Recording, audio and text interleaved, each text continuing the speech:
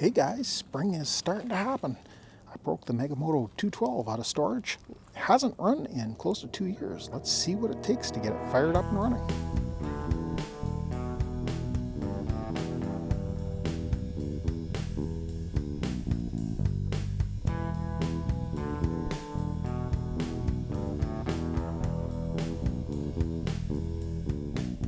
Hopefully this wind doesn't get you guys too bad. So what happened with this machine was that I was working on it and it got to be the end of the season, and I was away for work, traveling on the road, and my buddies reorganized the storage building, flipping from summer storage to winter storage, and this got put in the back room. It was rather inconvenient to get out of there. Unfortunately, it didn't get run dry, so the float bowl is full of fuel, and it's a year and a half or so old fuel. There's some fuel in the fuel tank. I don't know how full it is. Doesn't really matter. Probably it's going to be okay. You know, it's not that ancient. Not best, but not the end of the world either. But the stuff in the float bowl, I'm guessing, is jammed up. I did pull it over to see if it would start, and it does not start. So I think we're going to have to clean up the carb. This will probably be a fairly short video. I'm guessing this thing's going to fire up. And I doubt there's an hour on this engine. So I don't imagine there's going to be too much trouble getting it fired up and running once we get some fuel flowing to it. So let me put you on a stand, grab some tools, we'll take the air filter off, drop the float bowl, and I'm guessing we just got to clean out the jet and the emulsifier tube, or whatever they call it, emulsion tube, that's what it is. Clean out the emulsion tube that goes up the center of the carburetor. Probably that's all it really needs, and that'll get us back to where this thing will run. There's three things that we need to start any gas motor. First off being fuel, second off being spark, and third off being compression. And while we can run with lower compression, definitely doesn't run as well. Now I know for sure the fuel is off, and I'm guessing that we're probably full of crap in that float bowl, but we want to test for spark. Let me just take a little bit of this starting fluid, give her a little drink in there, and see if it barks off.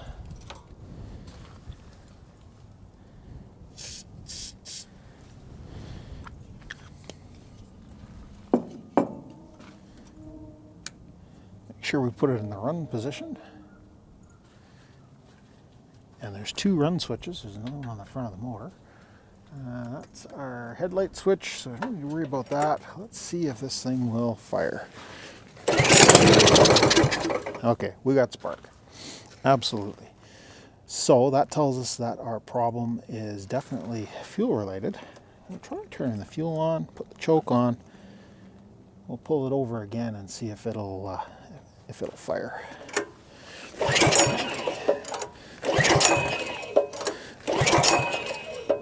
As I suspected not. We'll see if we can get our not a Phillips screwdriver in here. And if you're wondering why I'm saying this isn't a Phillips screwdriver, I'll leave a link down below to my handy tool video, and you guys can take a look at that, and you'll see why I say it's not a Phillips screwdriver, despite looking like that. It's not going to fit in there. I'll take a handy dandy 10 mil.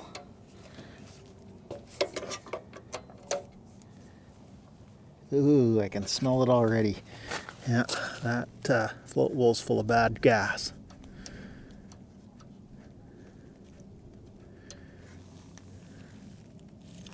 Pretty yellow.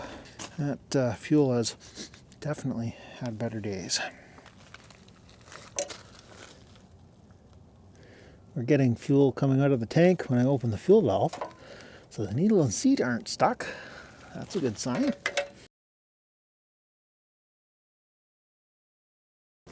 That little cover needs to come off.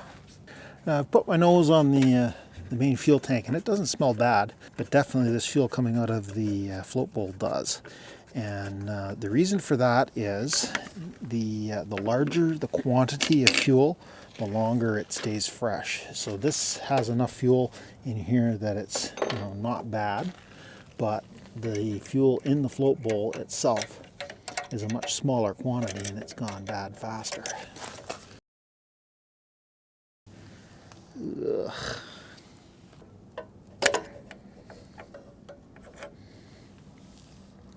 You can see that this has a bunch of slime in the bottom. I'll have to grab some carb cleaner or something from the garage and get that cleaned up. And hopefully we can just squirt some up in there and clean that out as well. Handy dandy can of brake cleaner. Give that a little bit of a swish around in there.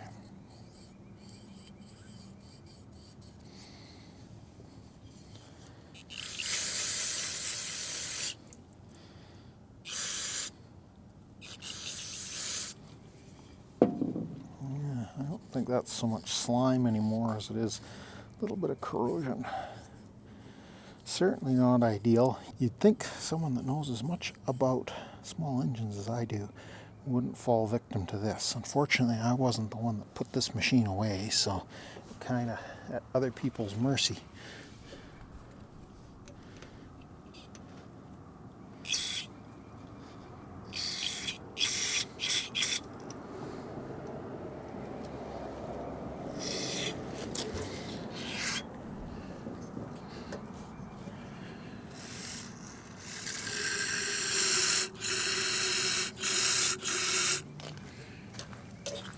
Okay, that appears to have the fuel passages inside the carburetor freed up. Let's leave it turned off. We'll give it a pull over and see whether that brake cleaner is enough to get it to fire.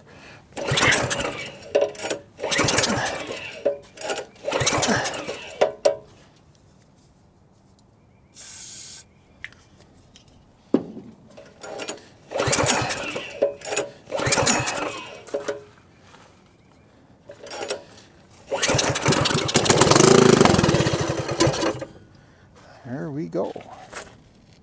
Okay. Well, let's get this float bowl back on.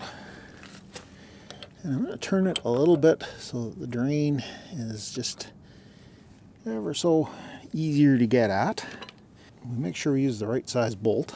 Float bowl drain is slightly smaller than the bowl retaining bolt.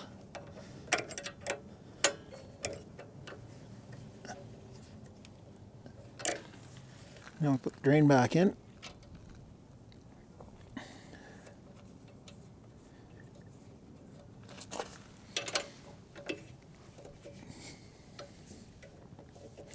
Turn our fuel on and make sure nothing's dripping.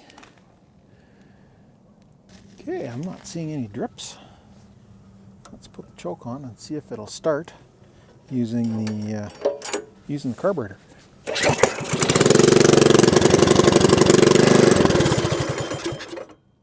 Well, that's certainly a good sign.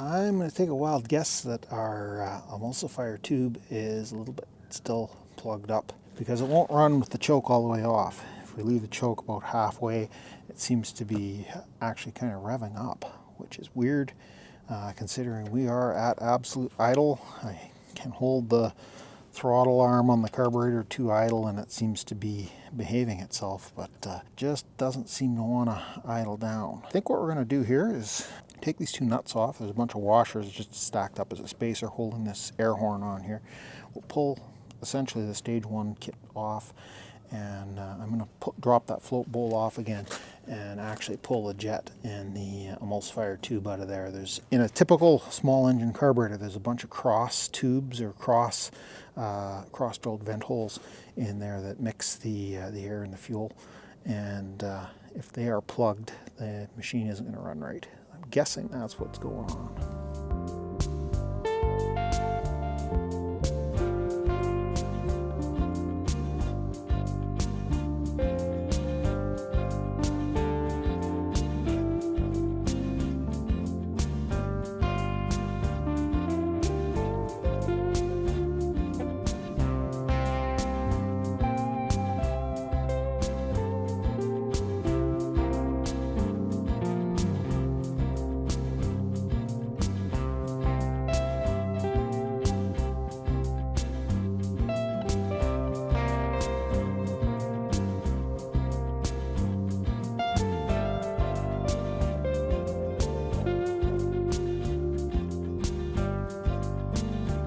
the emulsion tube that I was talking about, and I don't know whether that shows up for you guys or not, but there's a bunch of small holes there, and they don't look too terrible, but I'm going to go run a bristle from a wire brush through them. There's these ones at the base. I can't tell whether they're open or not, and we've also got kind of that green slime around there, so I'm going to try and clean that up on the wire wheel a little bit, and I'll be right back. This is a bristle out of the wire brush, and I find that just about works perfect for poking into these holes. And if you were worried about me sending this thing flying across the room or chewing it up with the wire wheel, because it's just made out of brass, not to worry. I didn't actually turn the wire wheel on. I just held it up and flipped the grinding stone on the other end with my hand and just kind of polished the worst of it off. Small end goes in. Main jet, and it's got a little bit of stuff on it, but I'm not too worried about that. That's just color. Make sure we put the slotted end in. Now this is an increased size jet for that came with the stage 1 kit. It's a little bit bigger. Snug it down. We don't need to crank on it. Get rid of some of the green off the float.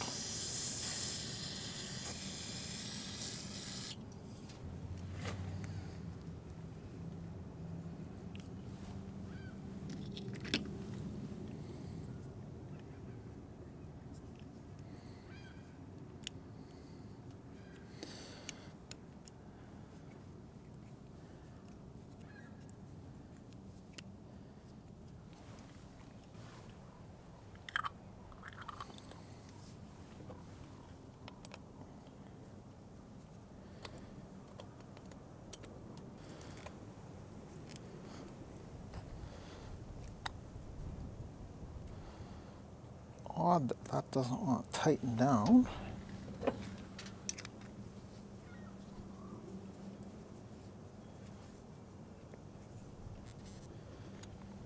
Okay, we've got our base gasket installed.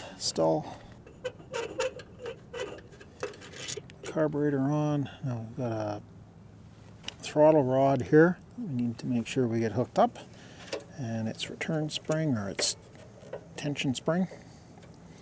This is part of the governor assembly.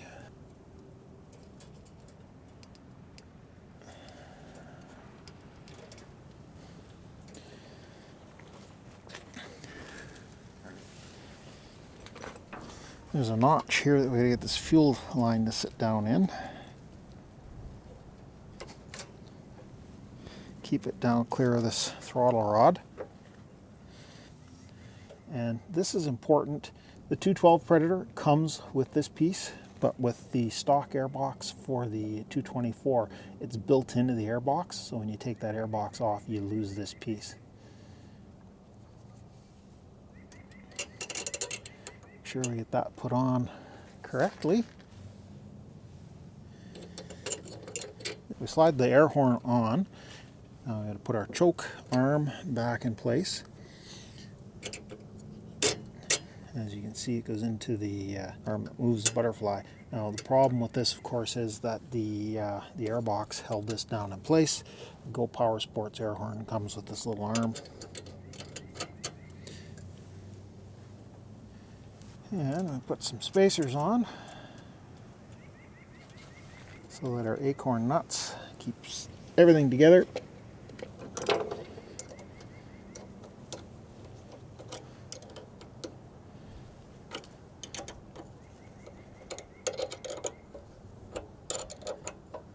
Now we should be able to fire this thing up and make it run. We've got everything back together here. Turn the fuel on, watch it for a second again, make sure nothing's dripping out of there.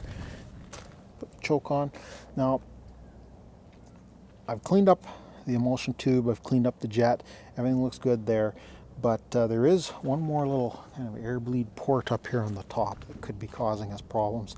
I have had problems with those on this style of carburetor before. Let's give this thing a tug and see what it does.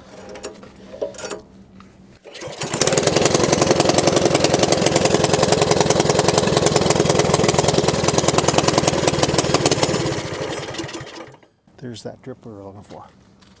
Obviously I did something wrong.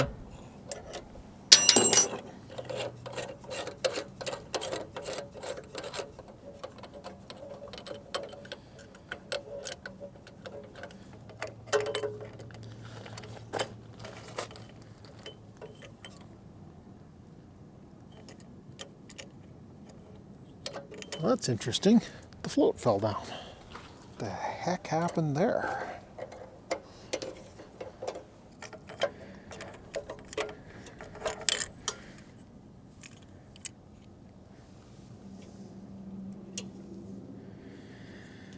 That makes no sense to me, but I must have missed shoving the hinge rod through the hinge.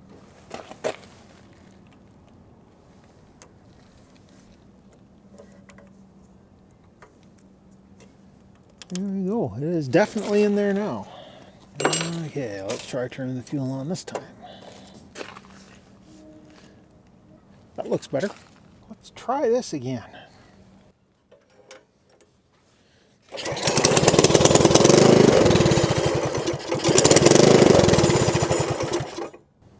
I'm still not running with the choke all the way off, and it seems to be revving. It suggests that we've got a vacuum leak of some sort, maybe. I don't know how well this is going to show up for you guys, but this is the idle screw. I've got it backed out most of the way here already. But under here, this black kind of cap has what I believe is an air bleed on the bottom of it.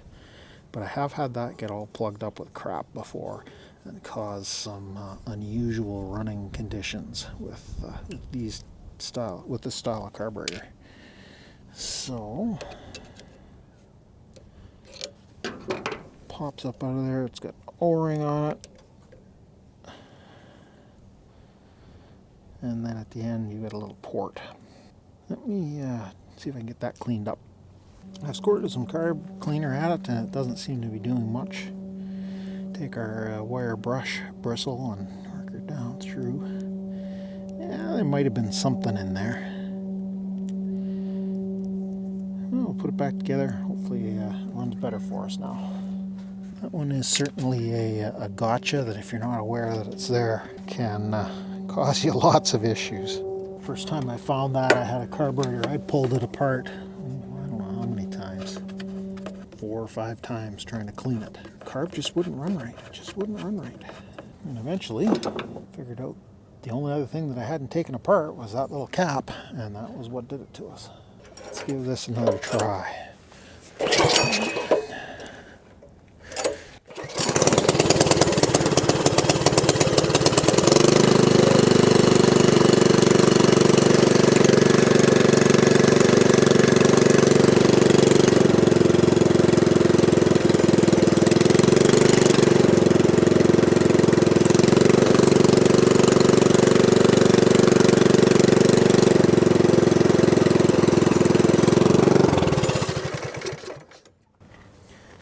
Coming down to the idle. And I'd like that idle just to be a little lower. Give that a try.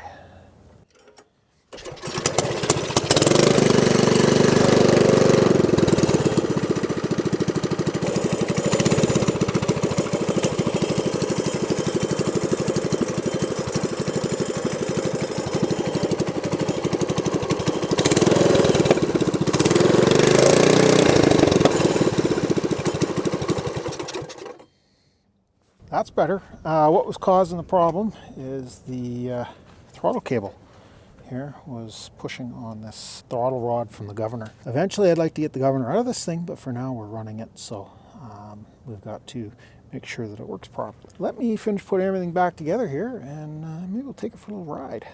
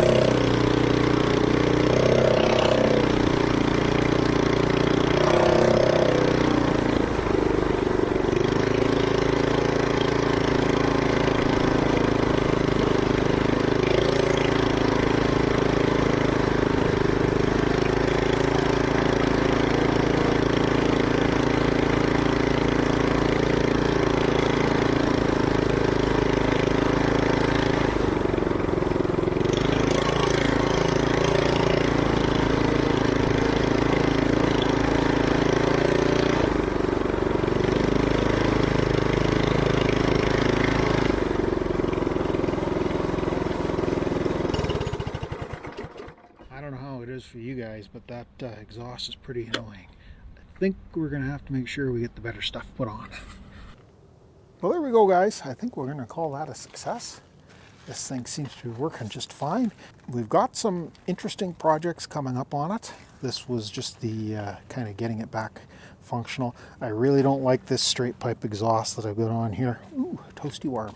I've got a nice one that wraps around and will come out here with a muffler on it, and we'll get that installed. I've got a few other little performance goodies to put on it. I would like to do a governor delete on this. The other thing that I would really like to get working is the headlight, and this particular engine doesn't have the capability of a charge coil in it. The flywheel doesn't have any magnets. I've got some ideas to get that fixed. We'll give that a try, and if not, then I'll try and source a different flywheel that has the charge coil in it.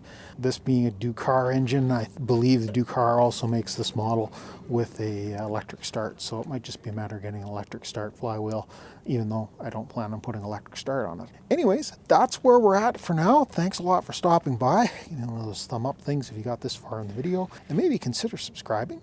Want to see more content on this Megamoto 212 little mini bike and all the other projects that I've got on the go. And consider ringing that bell icon. That way you get alerted when I post new stuff. And we'll catch you guys in the next mess. Thanks for watching.